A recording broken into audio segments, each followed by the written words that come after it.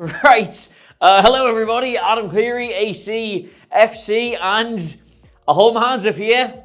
Did not see that coming. I thought for all the world this was going to be a story about how if Arsenal only had a goddamn centre forward, they would have demolished Real Madrid. And then they just went and demolished Real Madrid. So this is how they did that.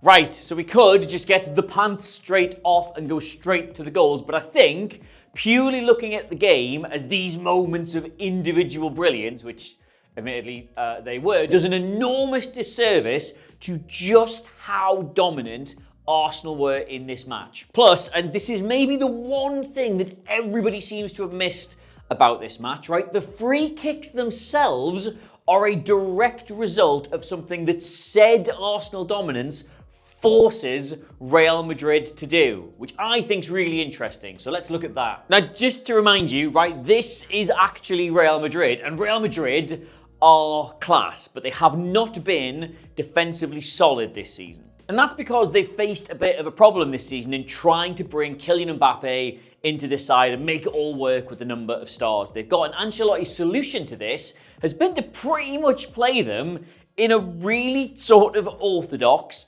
4-4-2. And for the most part, it's worked pretty well, they'd say. He's got over 30 goals this season, but the major downside has been that it's stuck Jude Bellingham all the way out on this left-hand side. I'll show you his heat map from the season as a whole, right? It's going this way, and that's not a left-sided centre midfielder. That's like a classic 90s left winger. Yes, he moves more into the centre as they get up the pitch, but the bulk of his work isn't even in this left half space, it's on this left wing. Now that's obviously a bit of a shame for him, but the real problem with it is that when Madrid don't have the ball, they're pressing you exclusively with Vinicius Jr. and Kylian Mbappe. And you saw that constantly last night. For all their astonishing attacking qualities, they are not really programmed to do this, and they can get played through so easily. And as a result, Madrid have looked really vulnerable this season for all the reasons that 4-4-2 originally went out of fashion. It's dead easy to play past this front line of two,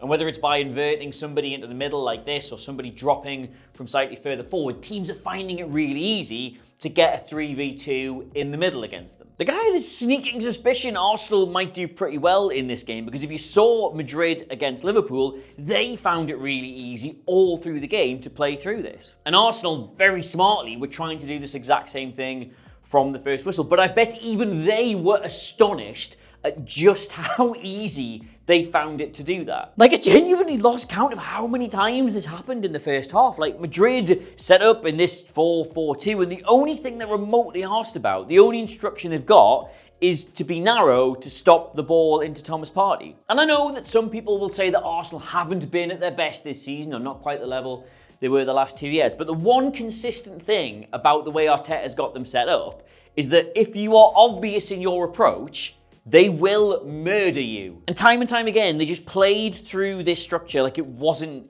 even there. It was weird how easy Arsenal made it look, because this obsession with Thomas Partey meant that Lewis Skelly could invert in behind them and they weren't asked. It meant that Ødegaard could drop deeper and they weren't asked. They'd move them left to right. They'd wait for either Bellingham or Rodrigo to get attracted centrally, and then they just literally run around them. This bit is a mere 12 minutes in. It's a passage of play that just sort of screams Arsenal have got their number here. They've now added Raya to the back three to make a back four. Mbappe and Vinny are still only bothered about closing off Partey. So you've got Ødegaard and Lewis Skelly both moving into the space behind them. Now this attracts both Bellingham and Rodrigo, but still, just do a quick head count here.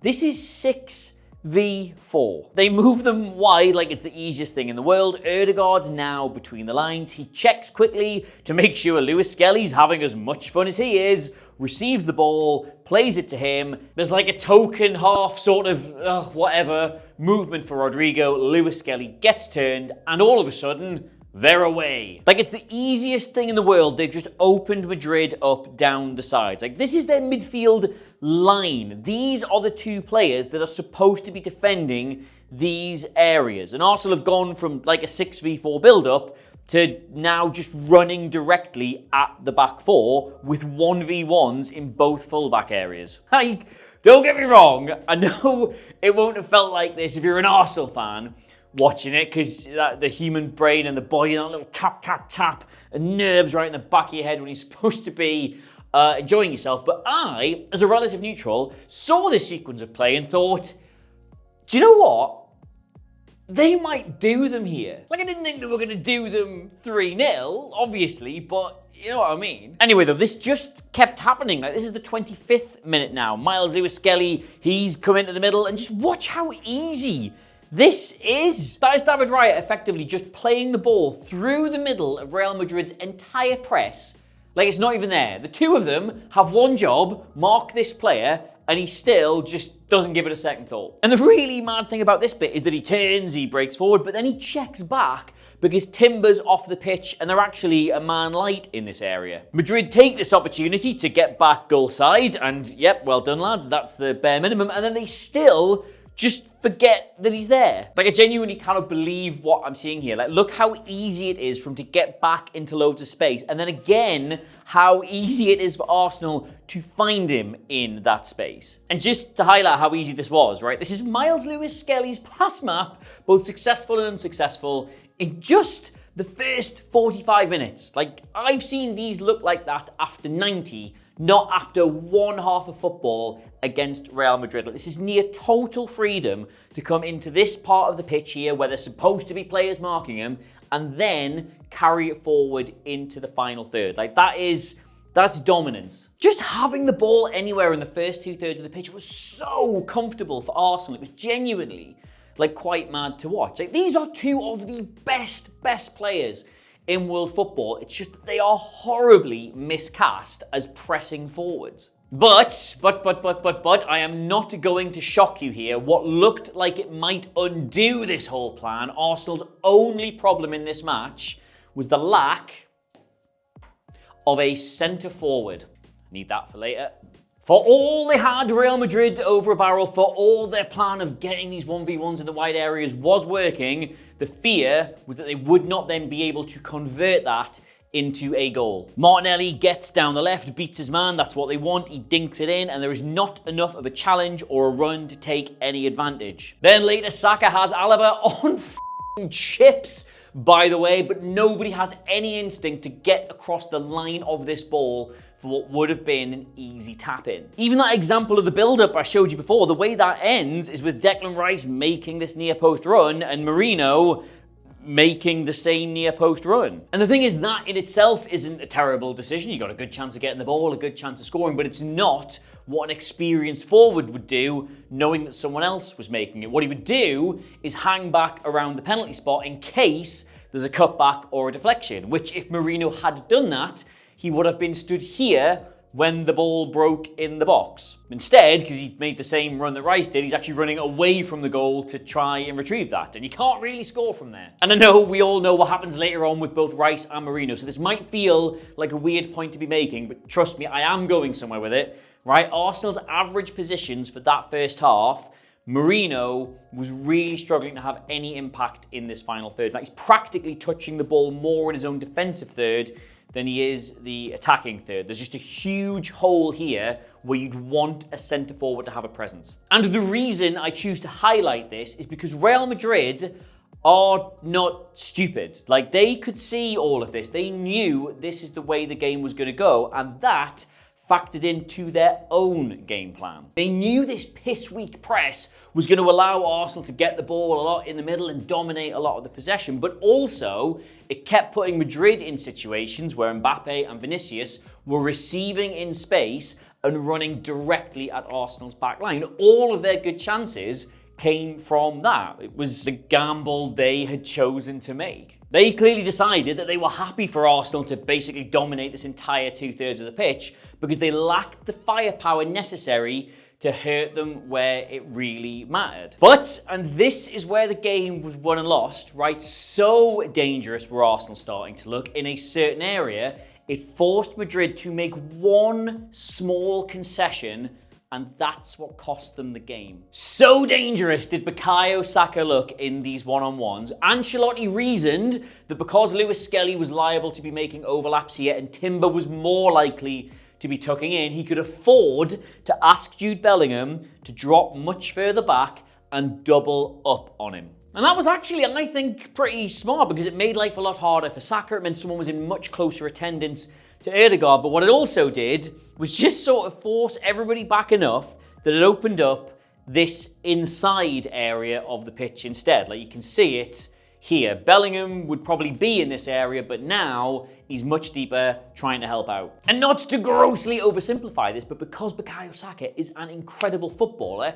taking away the ability for him to easily beat a man on the outside, he decides instead he'll go exploring this inside instead. This time he gets it wide, Bellingham covers the space behind so he can't breeze past Alaba. He carries it into the middle, probably just to see what might happen, and what happens is he gets fouled. And just to sum up what this exact foul signifies, right? Real Madrid decided that without Kai Havertz, they could probably live with Arsenal from open play. And without Gabriel, they could probably live with Arsenal from set pieces. But what the really good teams, what the really good managers can do is that they turn up in big games like this, missing their best weapons, and then just find something else. And for Arsenal, that something else was taking a player who has not scored a free kick in 342 professional games and having him put the ball in a fucking centrifuge twice. Like, scoring both of these free kicks back to back in training would be one of the maddest things that ever happened, but to score them both in the quarter-final of the Champions League against Real Madrid when you have been much the better side but cannot find a way through, and they've got Mr. Tickle in goal, is incredible. It's one of the single greatest things an English player has ever done on this stage. Genuinely. And the reason I've spent all this time talking about Arsenal's dominance and talking about all the stuff they were doing in their build-up, when clearly this is a game about two absolutely beautiful strikes of a dead ball, is because even the second goal comes as a direct result of this first one. Because now, when Saka gets the ball and dribbles in field, all of a sudden, Madrid are scared of him doing that. When they'll have been preparing for this game, Madrid will have discussed what happens if Arsenal get free kicks in this area. And obviously without Gabriel, they're not as worried about the cross. And given they had not scored a free kick since September 2021,